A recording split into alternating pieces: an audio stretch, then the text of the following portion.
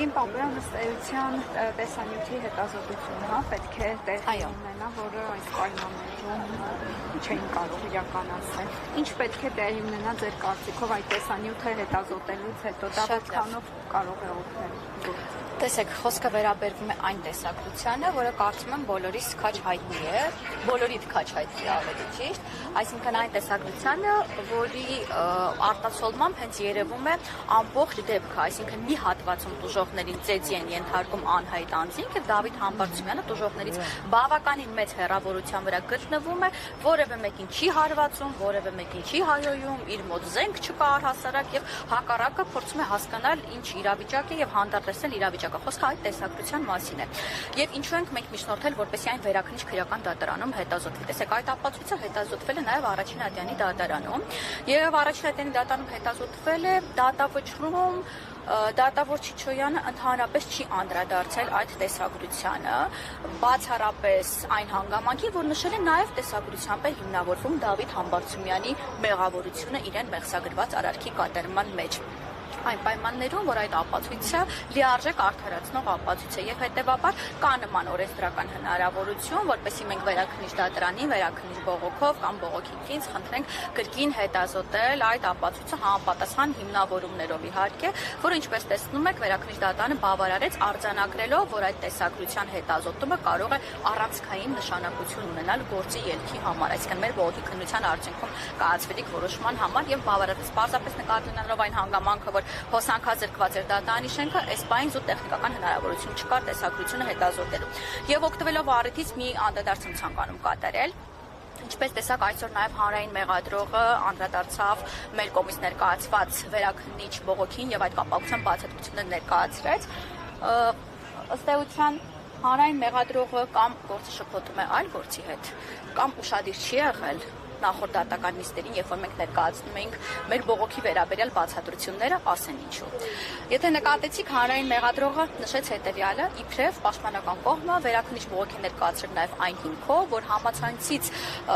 ստացված տեսանյութի հետ կապված թույլատրելիության խնդիր ենք առաջացրել եւ անթույլատրելի ճանաչելու հետ կապված ըստ էության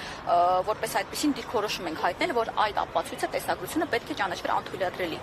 Նման բան մեր վերաքննիչ բողոքում չկա։ Առաջին Ատյանի դատարանում եւս նման միջնորդություն չի ներկայացվել եւ ինչու եմ ասում, որ հանրային մեղադրողը կամ շփոթում է այլ գործի հետ կամ ուշադիր չի լսել մեզ, որովհետեւ դա հենց այն ապացույցն է, որը պաշտպանական կողմը եւ Առաջին Ատյանի դատարանում եւ վերաքննիչ դատարանում այսպես աղաղակում է, ասում է հեսա, տեսեք ապացույցը, տեսեք օբյեկտիվ ապացույցը, տեսագրությունը, Դավիթ Համբարձումյանը անմեղ է։ Հետեւաբար մենք ինչպես կարող էինք այդ ապացույցը անթույլատրելի ճանաչվելու վերաբերյալ որ դիրքորոշում ներկայացնել վերաքննիչ բողոքում։ Անթույլատրելիության հետ կապված դիրքորոշում բացատրություն այդպես ներկայացրեց հանրային մեղադրողը, ինչպես իբրև նման դիրքորոշում ենք մենք վերաքննիչ բողոքում ներկայացրել եւ Վճռաբեկ դատանի նախադեպային որոշումներից մեկը վերջերս կայացված հրապարակեց, որ համացանցից ստացված եւ առհասարակ համացանցից ներբեռնված տեսագրությունը եւս թույլատրելիության հետ կապված այդ հանգամանքով զուտ պայմանավորված որ համացանցից է ներբեռնվել, խնդիր չկա, բայց մենք առհասարակ նման խնդիր չենք բարձրաձայնել եւ հակառակ նորից եմ գրկնում եւ Առաջին Ատյանի դատարանում եւ վերաքննիչ դատարանում պաշտպանական կողմն է աղաղակում եւ ասում դա մեր սրտի ապացույցն է, այսպես թույլ տվեք մեկնաբան եմ, հա, դա արդարացնող ապացույց է Դավիթ Համբարձումյանի մեղսագրված արարքում իրեն արդարացնող բացառիկ օբյեկտիվ ապացույց է։ Վարույթ իրականացնող մարմնին երկրից դուրս գալու վերաբերյալ չտեղեկացնելու հետ կապված կարծես, հա, խոսեց մեղադրողը, այս առումով ինչ կարող եք ասել, որովհետև հենց մենք հիշում ենք, որ Դավիթ Համբարձումյանը չնայած երկրում չէր, բայց միանգամից հանդես եկավ հայտարարությամբ եւ վերադարձավ իր նշված ժամկետում։ Տեսեք, հենց այդ մասով է Դավիթ Համբարձումյանի մասով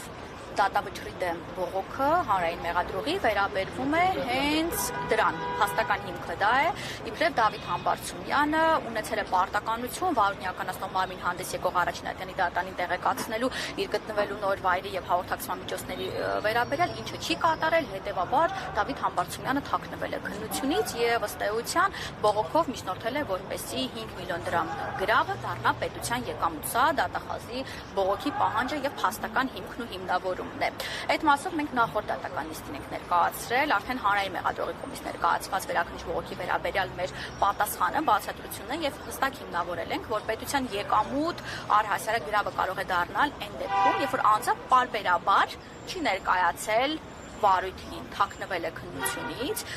կամ խոչընդոտել է քննությանը։ Հիմա այս դեպքում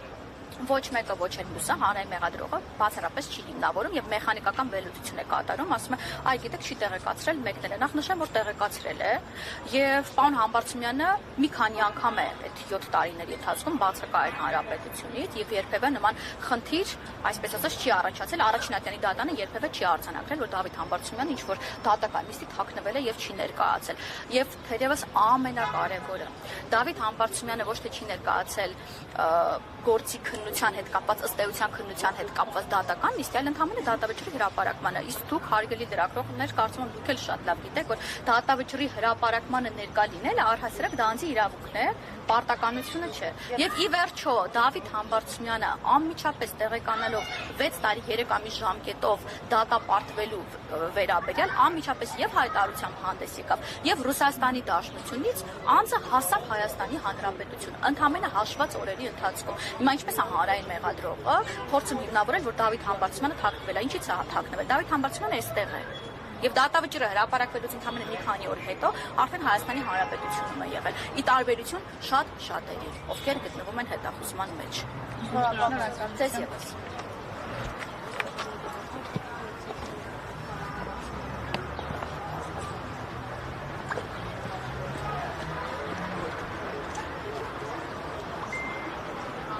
Վերաքննիչ քրեական դատարանում տեղի էր ունենում Մասիսի նախկին համայնքապետ Դավիթ Համբարձումյանի գործով հերթական դատական նիստը։